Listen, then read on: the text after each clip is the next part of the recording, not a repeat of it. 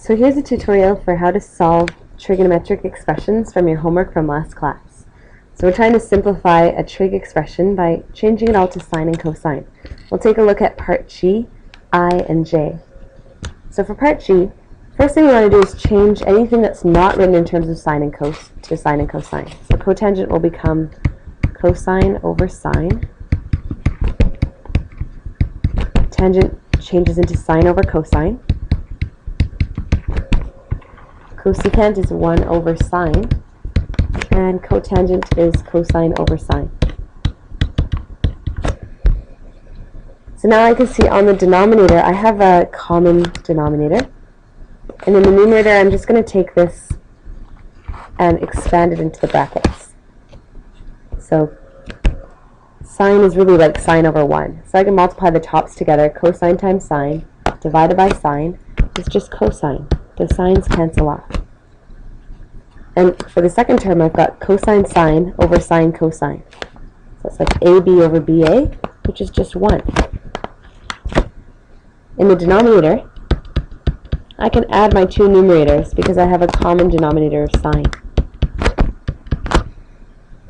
Okay, and because I'm dividing by a fraction, that's the same as multiplying by the reciprocal. So I can take cosine x plus 1 and multiply by the reciprocal of the denominator, sine over 1 plus cosine. Okay, and I could write the cosine x plus 1 as cosine x plus 1 over 1, and you'll see that I've got a common factor of cosine x plus 1 in the numerator and denominator. So my answer is sine x. Part I looks extremely complicated. First, I'm going to change everything to sine and cosine. So 1 over cosine squared instead of secant. 1 over sine instead of cosecant. Sine over cosine instead of tangent. 1 over cosine instead of secant. Sine over cosine instead of tangent. Then in the denominator, I have 1 over sine times 1 plus sine x. So now I'll multiply out my fractions.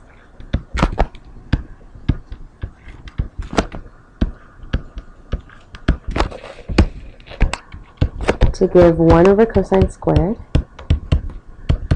plus 1 over cosine squared sine minus sine over cosine squared plus sine squared over cosine squared. Sorry, that should be minus sine squared over cosine squared. The denominator, I have 1 over sine x plus 1.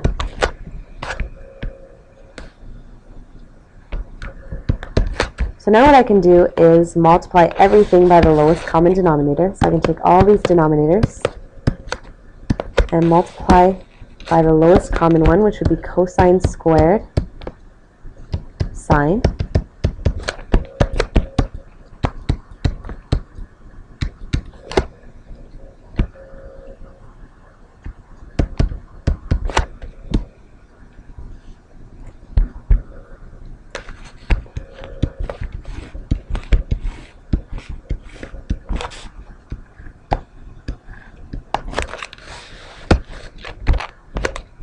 So for the first term in the numerator, the cosine squareds cancel. For the second term, everything cancels. For the third term, I have a sine left over to multiply by the top, and the last term also multiplies by a sine. In the denominator, the first term, the sine will cancel, and the second term, nothing cancels. So now I'll try to factor and see if I can solve it that way. So in the denominator, I could factor out a cosine squared. In the numerator, there are no common factors. So I'm kind of stuck. But I do notice that 1 minus sine squared is the same as cosine squared. So maybe I can replace that one with cosine squared. I know that sine cubed is like a cubed. It's like sine times sine squared.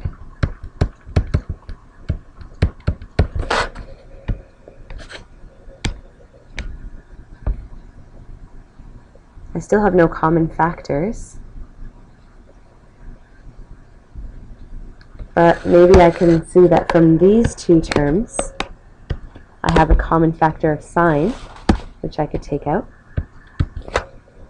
So just take out sine from those two terms, and I would be left with 1 minus sine squared.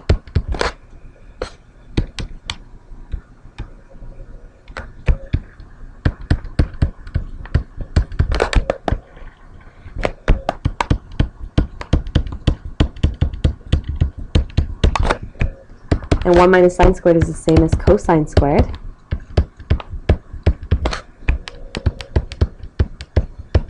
Now this is starting to look promising.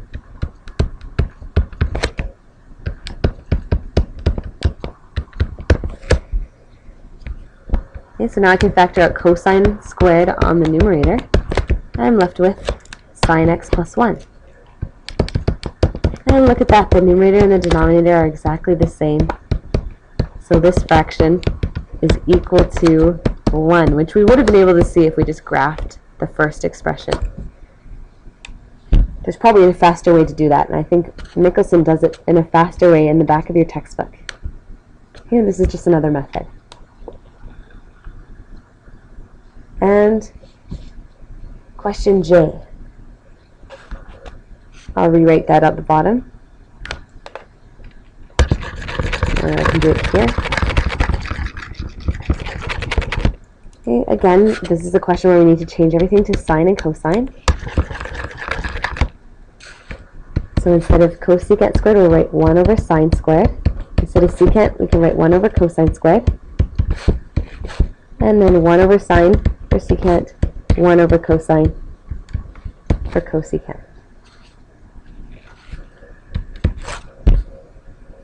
So now I can take every denominator and multiply the top and the bottom of the fraction by the lowest common denominator, which would be sine squared cosine squared.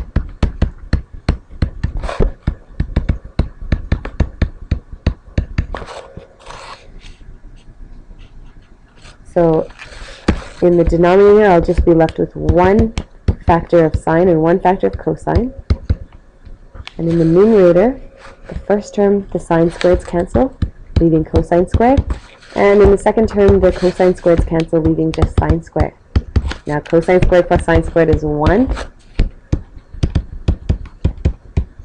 this is the same as 1 over sine x cos x, which is the same as 1 over sine x, 1 over cos x, or cosecant x, secant x.